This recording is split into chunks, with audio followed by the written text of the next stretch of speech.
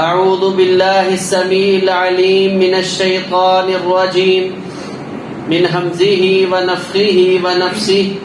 بسم اللہ الرحمن الرحیم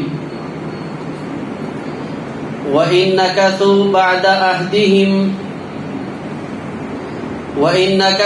مِن بَعْدِ إِيمَانِهِمْ عَهْدَهُمْ وَطَعَنُوا فِي دِينِكُمْ فَقَاتِلُوا أَئِمَّةَ الْكُفْرِ إِنَّهُمْ لَا أَيْمَانَ لَهُمْ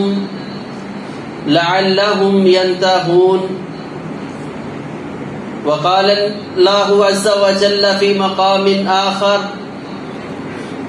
إن الذين يؤذون الله ورسوله لعنوا في الدنيا والآخرة وقال في مقام آخر ملعونين أينما ثقفوا أخذوا وقتلوا تقتيلا.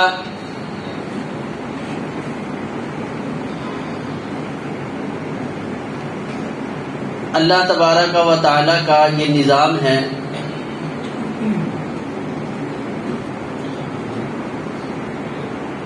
کہ اللہ تبارک و تعالی نے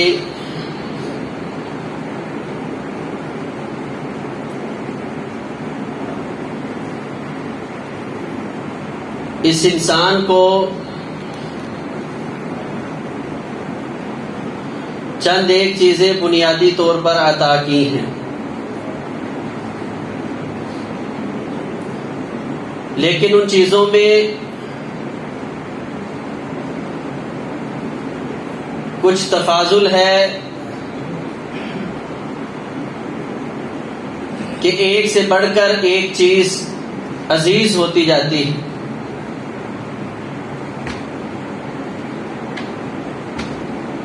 مطلب انسان کو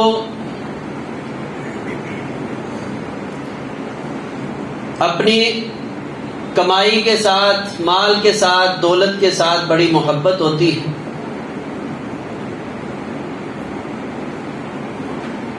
لیکن کئی ایک مقامات پہ انسان اپنی جان کی خاطر، اپنی اولاد کی خاطر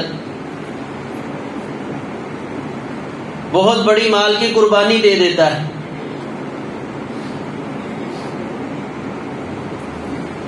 پھر اسی طرح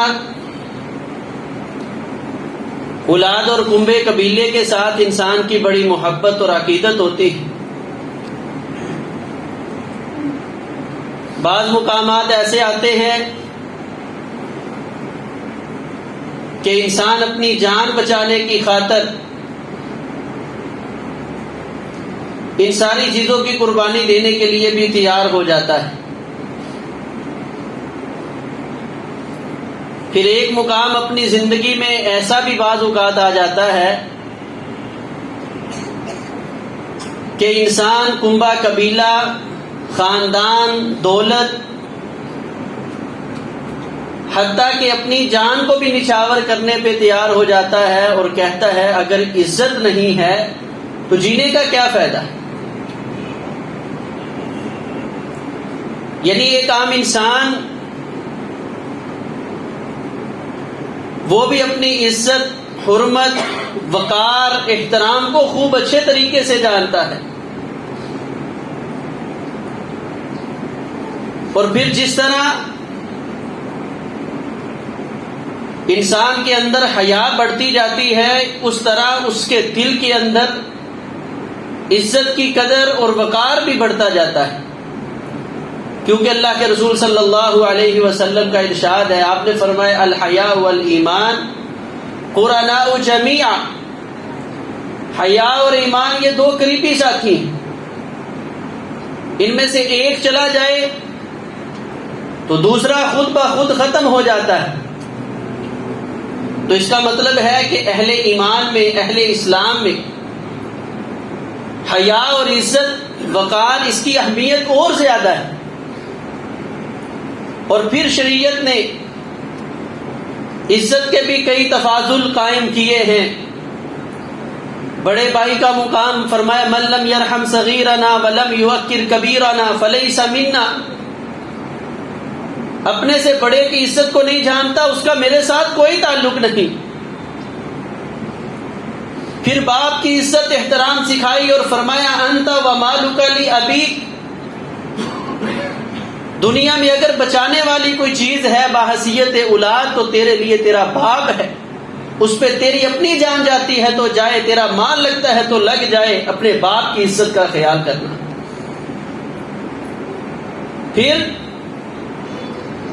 اس سے بھی افضل عزت سکھائی، وہ عزت اور احترام ائمہ کا، محدثین کا، اور فرمایا من عاد لی ولیا فقد آذنتہ بالحرب، جو میرے ولی کے خلاف سازش کرنے کی کوشش کرتا ہے میں اللہ اس کے لیے اعلان جنگ کرتا ہوں۔ اور پھر اس سے بھی زیادہ عزت اور احترام سکھائی تو اس امت کے اندر بسنے والے پیغمبر کے ساتھی اصحابہ اکرام رضوان اللہ عنہم اجمعین، ان کا احترام سکھایا۔ اور جس طرح جس نے اعتراض کیا، کہنے والوں نے کہا کہ ان کے پاس عقل نہیں، فرمایا الا انہم هم السفہاء، لوگوں نے کہا ان کے پاس شعور نہیں، فرمایا ولکن لا یشعرون، جیسا کوئی صحابہ کے بارے میں زبان درازی کرنے کی کوشش کرتا، میرا رب نبی کے صحابہ کا دفاع کرتا ہے۔ اور پھر ایک مقام آیا جس مقام پہ اللہ تبارک و تعالی نے یہ سمجھا دیا کہ ساری دنیا کے نیک بارسا متقی اولیاء اتقیاء اذکیاء اور نبی کے اصحاب سارے ایک طرف ہوں، ماں باپ دنیا کی کنبے قبیلے کی خاندان کی محبت ایک طرف ہو، سارا کچھ ان کی عزتیں ایک طرف ہوں، اور محمد رسول اللہ صلی اللہ علیہ وسلم کی عزت اور تکریم ایک طرف ہو، تو مقابلہ پھر بھی نہیں ہو سکتا۔ نبی کریم صلی اللہ علیہ وسلم کی عزت اور احترام، آپ کی حرمت عصمت کا خیال کرنا، اس کے کئی ایک زاویے ہیں۔ نمبر 1 پہ سب سے پہلا زاویہ ان لوگوں کو سمجھنا چاہیے جو عوام الناس میں ہے، کسی بھی مذہب کے ساتھ تعلق رکھتے ہیں۔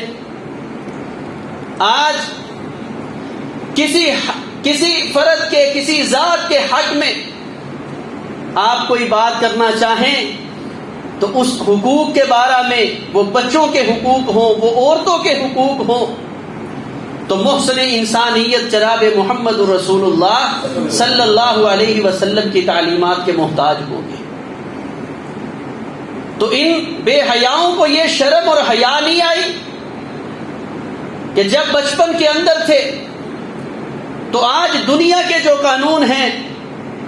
اور بچوں کو جو تحفظ دیے گئے ہیں وہ محسن انسانیت کے اصولوں کی روشنی میں دیے گئے۔ اگر یہ زبان درازی کرنے والی عورت ہے تو کیا اس کو یہ حیا نہیں آیا کہ اس کو زندگی بخشنے والی ذات جناب محمد رسول اللہ صلی اللہ علیہ وسلم کی ہے؟ وہ دور بھول گئے کہ جب پیدا ہوتے ہی ان کو زندہ درگور کر دیا جاتا تھا؟ کیا وہ وقت یہ بھول گئی کہ جب اس کی پیدائش کو پورے خاندان کے لیے شرمندگی کا سبب سمجھا جاتا تھا؟ اس زبان دراز کی زبان درازی سے قبل اس کو کسی نے یہ کیوں نہ سمجھا دیا کہ اے بد نصیب، جس محسن انسانیت کے بارے میں تو زبان درازی کرنے لگی ہے، پہلے تو اس کی زندگی کا مطالعہ کر کے دیکھ۔ پہلا حق تو یہ بنتا تھا، لیکن یہ اس کی بد نصیبی، اس میں ہماری بھی بد نصیبی ہے کہ آج مسلمان کی ماں بہن بیٹی کا کردار کیا پیغمبر کی تعلیمات کے مطابق ہے؟ کیا ایک مسلمان کی تجارت، معیشت، کاروبار، ایک مسلمان کا نظم یہ پیغمبر علیہ الصلوۃ والسلام کے بتائے ہوئے اصولوں کے مطابق ہے؟ جو اللہ کے پیغمبر علیہ الصلوۃ والسلام نے اپنے صحابہ کی رہنمائی کی، اسی اخلاق اور کردار کے ہم مالک ہیں؟ کہیں ایسا تو نہیں کہ ہمارے برے کردار کو دیکھ کر اور یہ لوگ آقا کے کردار کو پڑھے بغیر ہمارے ایک کردار کے اوپر پیغمبر کے کردار کی عکاسی کرتے جا رہے ہیں. کہیں ہم تو نہیں ہیں کہ جو ان لوگوں کو ابھارتے ہیں، مجبور کرتے ہیں کہ نعوذ باللہ ہمارے نبی کی گستاخی کرو. وہ بھی ایک دور تھا کہ جب خلیفہ ہارون رشید کے دور میں اللہ کے پیغمبر علیہ الصلوۃ والسلام کی گستاخی کی گئی. میٹنگ اور مجلس سرکاری سطح پر ہوئی، اس کا حل کیا ہے، اب کیا کیا جائے؟ کہنے لگے حل ایک ہی ہے کہ سارے مسلمان عہد کریں، ہر خاندان سے ایک ایک بچہ، ہر گھرانے سے ایک ایک بچہ ہم اللہ کے دین کے لیے وقف کرتے ہیں، جو پیغمبر علیہ السلام کی صحیح تعلیمات کو پڑھے گا اور لوگوں تک آگے پھیلائے گا. اگر کسی کے پاس بیٹا نہیں تو وہ اپنی بیٹی اس کام کے لیے وقف کرے. جب پورے عالم اسلام میں یہ اعلان ہوا تو کئی سالوں تک، بلکہ مورخین نے لکھے صدیوں تک، کسی بے ایمان کے دل میں یہ جرأت پیدا نہیں ہوئی کہ دوبارہ پیغمبر کی گستاخی کر سکے. آج ایک ہمارا حق، اور ہم اس کو اپنا کردار یہ سمجھتے ہیں کہ صرف آواز بلند کر دی جائے. حق ہے، اللہ اس یہ حق دیتے ہیں. لا يحب اللہ الجہر بالسوء من القول الا من ظلم. جب تمہارے اوپر ظلم ہو تمہیں احتجاج کا حق ہے، لیکن صرف زبانی کی جو ہے احتجاج نہیں، کوئی عملی احتجاج کر کے بھی دکھاؤ. اگر پیغمبر علیہ السلام کے کردار سے یہ لوگ نا آشنا اور نا واقف ہیں تو پھر ہمیں اس موقع پہ ہمارا کردار کیا ہونا چاہیے کہ ہم عہد کریں کہ میں نے اللہ کے پیغمبر علیہ السلام کی پوری سیرت اور کردار کو پڑھنا ہے، اور میں نے اپنی نسل میں، اولاد میں کم از کم ایک فرد کو اچھا عالم دین بنانا ہے. یہ حرمت رسول کا تقاضا ہے کہ ہم اللہ کے پیغمبر علیہ السلام کی عزت اور ناموس کو محفوظ کر رہے ہیں. یہ بنیادی کردار جب ہم پیش کر دیں گے تو پھر اللہ کے فضل و کرم سے کسی کے اندر جرأت پیدا نہیں ہوگی. اگر کوئی جرأت پیدا کرے گا پھر نبی علیہ الصلوۃ والسلام کی گستاخی کے لیے، تو پھر اللہ تبارک و تعالی نے اس مسئلہ کو بڑا واضح بیان کر دیا ہے. فرمایا ان الذین یؤذون اللہ ورسولہ، جو اللہ اور اس کے رسول کے گستاخ ہیں، لعنوا فی الدنیا والآخرہ، یہ دنیا اور آخرت میں لعنتی ہے. اور فرمایا ملعونین، ان لعنتیوں کے بارے میں اللہ کا فیصلہ سن لو. اینما ثقفوا، یہ جس جگہ بھی پائے جائیں، اخذوا، ان کو پکڑ لیا جائے، وقتلوا تقتیلا، اور ان کو قتل نہیں، اللہ نے لفظ قتلوا تشدید کے ساتھ بولا ہے، جس کے معنی ہے ان کے ٹکڑے ٹکڑے کر دیے جائیں، لوگوں کے لیے عبرت کا نشان ان کو بنا دیا جائے. اور نبی علیہ الصلوۃ والسلام کی زندگی کا کردار بھی یہی تھا. ایک طرف تو ماں عائشہ اور کثیر صحابہ بیان فرماتے ہیں اللہ کے پیغمبر علیہ السلام نے اپنی ذات کا کبھی انتقام نہیں لیا، لیکن جب بات رسالت کی حرمت کی آئی، اللہ کی وحی کا پیغام لے کر آنے والے اللہ کے پیغمبروں کی آئی، تو اللہ کے رسول صلی اللہ علیہ وسلم نے کبھی ابو رافع یہودی کا سر قلم کروایا، اور کبھی فرمایا من لکعب بن اشرف فإنہ قد اذى اللہ ورسولہ. کعب بن اشرف کو اس کے انجام تک پہنچانے کے لیے کون تیار ہے، کیونکہ وہ اللہ اور اس کے رسول کی گستاخیاں کرتا ہے. اور صحابہ نے یہ کام کیا، یعنی اللہ کے پیغمبر علیہ الصلوۃ والسلام نے بھی یہی اصول سمجھایا ہے کہ گستاخ رسول کی صرف ایک سزا ہے کہ اس کا سر تن سے جدا ہے، اور کوئی سزا نہیں. اور اسی طرح صحابہ کا بھی یہی اجماعی مسئلہ تھا. سنن نبی داؤد کے اندر حضرت ابو بکر صدیق رضی اللہ تعالی عنہ سے کے سامنے ایک شخص نے ان کی کوئی باتوں میں اس طرح کے الفاظ بولے جن میں ان کی ہدک تھی، تو یہ شخص کہنے لگا یا خلیفۃ رسول اللہ صلی اللہ علیہ وسلم، آپ مجھے اجازت دے دیجئے، دعنی اضرب عنقہ، میں اس کی گردن مار دوں، اس کو قتل کر دوں. مجلس ختم ہوئی، آپ نے اس کو بلایا، آپ نے فرمایا کہ تو نے اس وقت کیا الفاظ کہے تھے؟ فرمایا جو آپ کا گستاخ ہے میرا دل کرتا تھا میں اس کو قتل کر دیتا. فرمایا اگر میں اشارہ کرتا تو ایسے کرتا؟ فرمایا میں ایسے ہی کرتا. فرمایا ہاں ایک اصول سمجھ لے کہ صرف اس دنیا میں ایک ذات ہے کہ جس کی گستاخی پر اس کو فوراً قتل کیا جائے گا،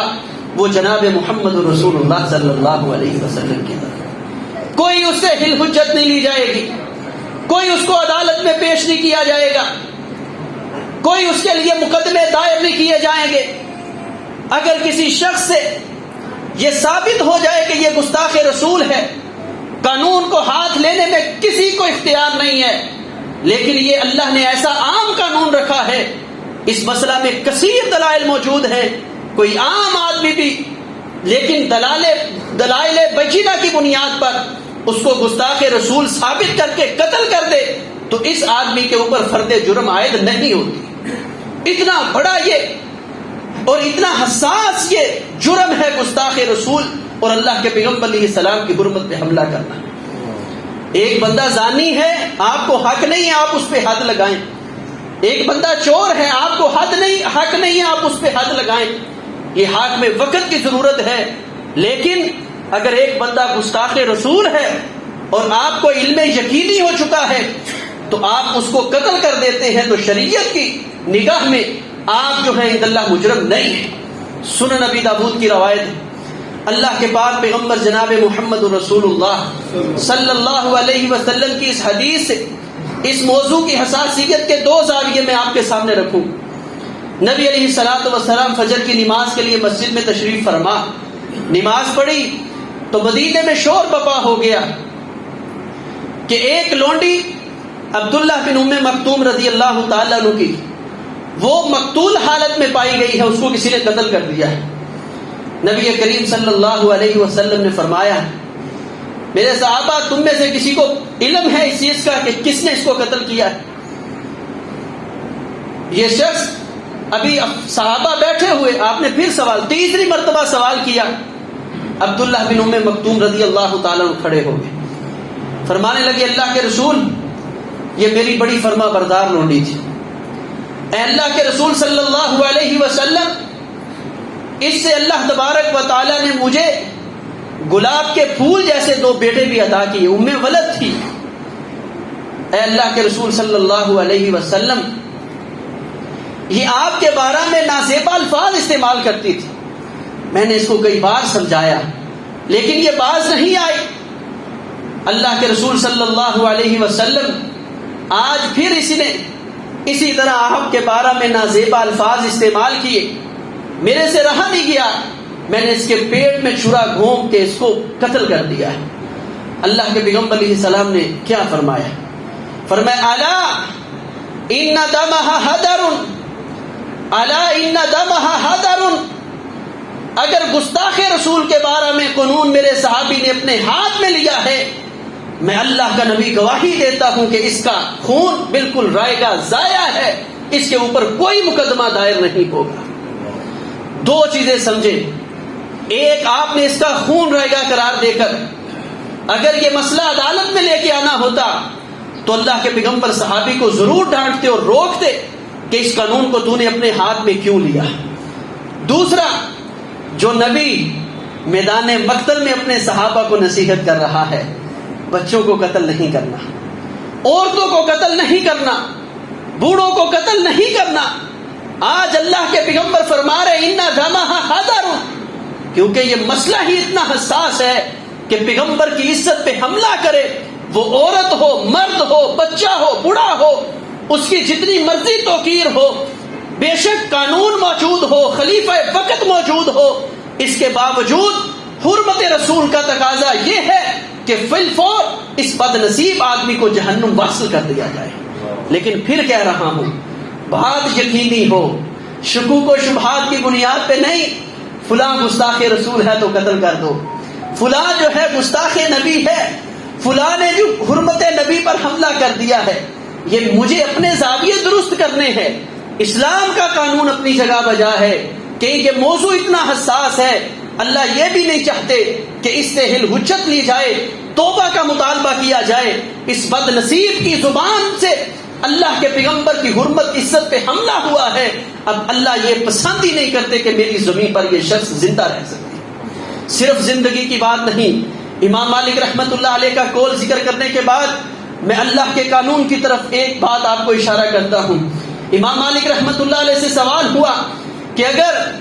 کوئی شخص اللہ کے پیغمبر کی گستاخی کر دے تو امت مسلمہ کا حق کیا ہے؟ فرمایا ہر مسلمان پر فرض اور واجب ہو جاتا ہے کہ اس گستاخ رسول کو جہنم واصل کرے، فرض عین ہو جاتا ہے ہر مسلمان پر۔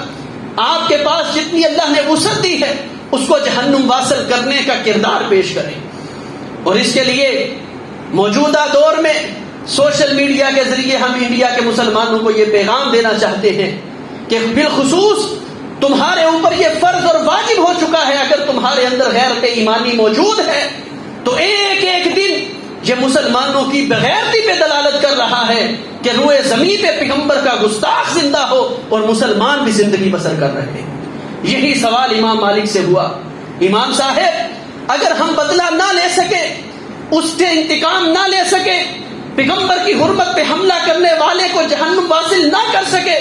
فرمایا پھر میں امام مالک تو یہی فتویٰ دیتا ہوں پھر پوری امت مسلمہ کو مر جانا چاہیے کہ جن کے اندر اتنی بھی غیرت موجود نہیں کہ ان کے نبی کی عزت پہ حملہ ہو رہا ہو اور وہ اپنی عیاشیوں کے اندر، اپنی رنگ رنگیلیوں کے اندر زندگی بسر کر رہے ہیں۔ ایسی پوری امت کو مر جانا چاہیے۔ اور یہ تو بات روئے زمین کی ہے، صحیح البخاری پہ اللہ کے پیغمبر علیہ الصلوۃ والسلام نے ان بد نصیبوں کا جو ذکر کیا، ایک گستاخ رسول اللہ کے پیغمبر علیہ السلام کے پاس آیا تھا، اسلام قبول کیا،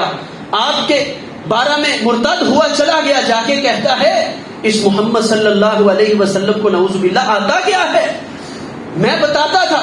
بڑا ذہین تھا، اللہ کے نبی علیہ السلام نے اس کو کاتب وحی مقرر کیا تھا، کہتا لکھ کے دیتا تھا، لوگوں کو بتاتا تھا، نعوذ باللہ استغفر اللہ۔ نبی علیہ الصلوۃ والسلام کو جب یہ علم ہوا، فرمایا یہ دنیا میں عبرت کا نشان بنے گا۔ چند دنوں کے بعد مرا، صحیح البخاری میں ہے، لوگ اس کو دفنا کے آتے تھے،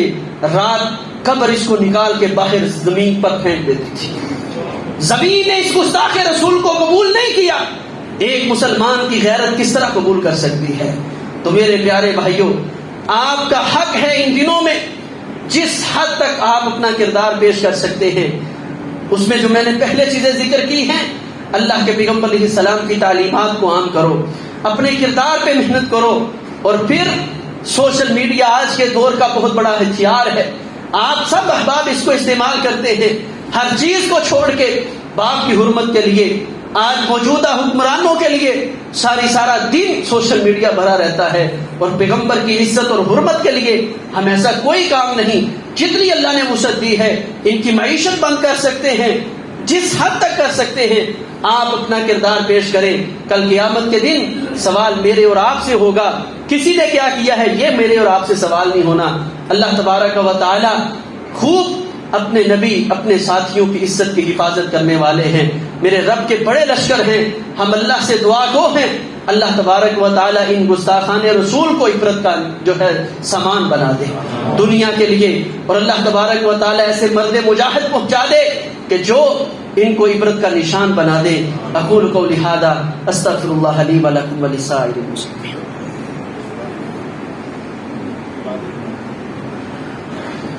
ان الحمد للہ نحمده ونستعینه ونستغفره ونعوذ باللہ من شرور انفسنا ومن سیئات اعمالنا من یهده اللہ فلا مضل له ومن یضلل فلا هادی له اشهد ان لا الہ الا اللہ وحدہ لا شریک له واشهد ان محمدا عبدہ ورسولہ اللهم صل علی محمد وعلی آل محمد وبارک وسلم وصلی علیہ۔ حرمت رسول کے حوالہ سے آج کے خطبہ جمعہ میں ہم نے چند گزارشات کی ہیں۔ تو یہ ایک ایسا مسئلہ ہے جس میں اللہ تبارک و تعالیٰ نے جتنے قانون ذکر کیے تھے سارے ختم کر دیے، نہ مرد عورت بچہ بالغ نہ بالغ کی کوئی قید رکھی ہے، جو بھی گستاخ رسول ہے اس کو قتل کرنا مسلمانوں پر فرض اور واجب ہو جاتا ہے۔ اور اس کے ساتھ اللہ تبارک و تعالیٰ نے یہ بھی چیز ذکر کی ہے، عام ایک بندہ غلطی کرتا ہے تو اس ایک کو سزا ملتی ہے، تو اللہ تعالیٰ فرماتے ہیں اگر یہ لوگ اپنے عہد توڑ دیں، جو انہوں نے تمہارے ساتھ عہد کیے ہیں، وَطَعَنُوا فِي دِينِكُمْ، اور تمہارے دین کے بارے میں یہ طعن کرنا شروع کر دیں، تو اللہ کا یہ قانون ہے فَقَاتِلُوا أَئِمَّةَ الْكُفْرِ، پھر صرف اس گستاخ کو قتل نہیں کرنا، جو اس کی پشت پرائی کرتا ہے اس ظالم کو بھی قتل کرنا ہے، جو اس کا محافظ ہے اس کو بھی قتل کرنا ہے۔ تو یہ اللہ نے ایسا جامع قانون اور یہ حرمت رسول کا مسئلہ اتنا خاص ذکر کیا ہے کہ جو روز روشن کی طرح بین اور واضح ہے۔ تو مسلمانوں پر یہ چیز لازم آتی ہے، ان چیزوں کو لوگوں کے اندر جو ہے عام کیا جائے، ان تعلیمات کو عام کیا جائے، تاکہ گستاخ رسول کو سب سے پہلے یہ سمجھ ہو، ایک تو کردار کیا ہے آقا کا، اور اس کے بعد اگر اب بھی تو گستاخی کرتا ہے تو تیرا انجام تیرے سے سوال نہیں ہے، تیری کوئی حرمت ہمارے پاس نہیں ہے، تیرا صرف ایک ہی علاج ہے کہ تیرا یہ سر جو ہے یہ تن سے جدا کرنا ہے، اور تجھے اس دنیا میں جینے کا حق نہیں ہے۔ اللہ تبارک و تعالیٰ نے ایک ایسا واضح اصول اور قانون حرمت رسول کے حوالے سے دیا ہے۔ اللہ تبارک و تعالیٰ ہمیں اپنی وسعت سے بڑھ کر اس مسئلہ میں اپنا کردار پیش کرنے کی توفیق عطا فرمائے۔ اقول قولی ھذا استغفر اللہ لی ولکم ولسائر المسلمین۔